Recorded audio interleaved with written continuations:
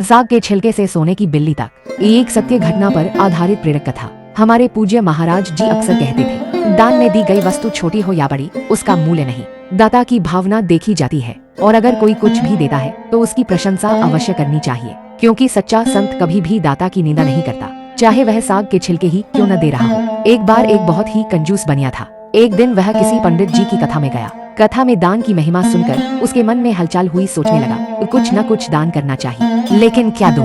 वह पंडित जी से बोला, मुझे आपकी कथा बहुत पसंद आई, मन कर रहा है कि कुछ दान करूं, पर समस्या यह है कि जो भी वस्तु देने की सोचता हूँ वो मुझे अपने काम की लगती है। अपने काम की चीज कैसे किसी और को दे दूं? पंडित जी मुस्कुराए, समझ गए कि व्यक्ति भारी कंजूस है। बोले, कोई बात नहीं, तुम जो भी चीज तुम्हारे काम की ना हो उसे ही दान कर दो, मैं संकल्प पढ़ दिया करूंगा। बनिए ने बहुत सोच विचार किया और अंत में निर्णय लिया, घर में जो साग सब्जी बनती है उसके छिलके तो किसी काम के नहीं, चोकर भी बचता है बस यही दे दूंगा। पंडित जी ने स्वीकार कर लिया। अब रोज बनिए का सेवक साग के छिलके और चोकर पंडित जी को देने लगा। पंडित जी भी बुद्धिमान थे, वह उन छिलकों और चोकर को गौ माता को खिला देते, गौ सेवा भी हो जाती और दान का क्रम भी चलता रहा। एक दिन घर की बहू बिल्ली से बहुत परेशान थी, वह बार बार दूध दही बिगाड़ देती। सास ने बहू को डांटा तो इतनी सी बिल्ली नहीं भगा सकती।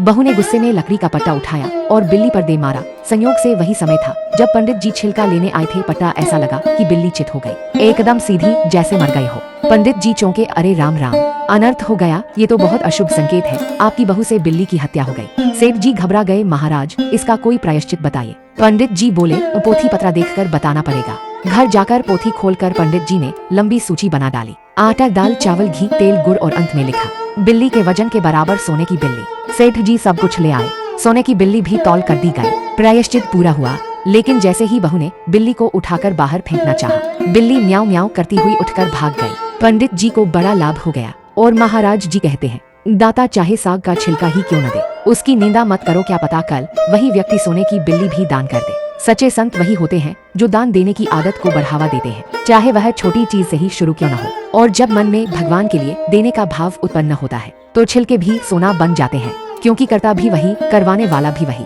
और हम सब तो सिर्फ निमित्त मात्र हैं। बोलो भक्तवत्सल भगवान की जय।